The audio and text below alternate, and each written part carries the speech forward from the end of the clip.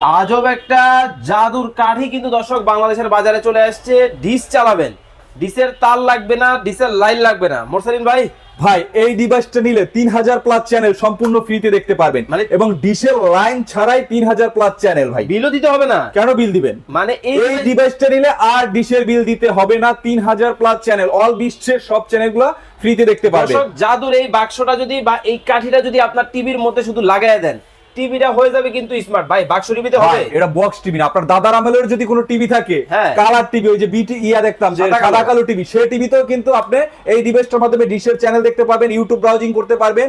এবং এটা কিন্তু ভয়েস কন্ট্রোলিং ডিভাইস। এবং দেখেন এটা 16 জিবি র্যাম, 256 জিবি রুম।